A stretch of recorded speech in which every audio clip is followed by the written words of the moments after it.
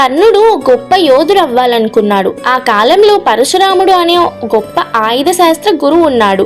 కానీ గురువు దగ్గర విద్య నేర్చుకోవాలన్న తాపత్రయంతో తను బ్రాహ్మణుడని అబద్ధం చెప్పాడు. పరశురాముడు నమ్మేశాడు, అతన్ని శిష్యునిగా తీసుకున్నాడు. ఒకరోజు మధ్యాహ్నం అడవిలో పరశురాముడు తపస్సు చేసి అలసిపోయి తన శిష్యుడు కర్ణుడి తొడపై తలపెట్టి నిద్రపోయాడు. అప్పుడు ఒక నాగుపాము వచ్చి కర్ణుడి తొడపై కరిచింది. విషం వ్యాపించసాగింది. తీవ్రమైన నొప్పి, రక్తం బయటకొచ్చింది. కానీ కర్ణుడు కదలలేదు, చప్పుడు చేయలేదు. ఎందుకంటే తన గురువు నిద్ర లేచిపోతే తాను బ్రాహ్మణుడు కాదని తెలుస్తుంది. అయితే శాపం ఖాయం, విద్య కోల్పోతాడు.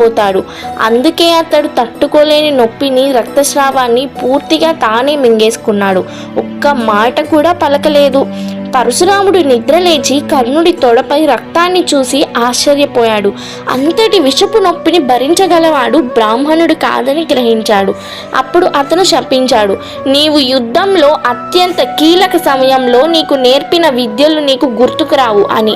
ఈ శాపమే చివరికి అర్జునుడితో యుద్ధం చేసేటప్పుడు కర్ణుని జీవితంలో ఘోరంగా ప్రభావం చూపించింది. కర్ణుడు బ్రాహ్మణుడని అబద్ధం చెప్పి విద్య నేర్చుకున్నాడు. గురువు నమ్మకం కోల్పోకూడదని తనను తానే గాయపరుచుకున్నాడు. రక్తం కారుతూ ఉన్న నొప్పిని దాచుకున్నాడు. అది గురుదక్షిణగా తన శరీరాన్ని అర్పించిన ఘట్టం.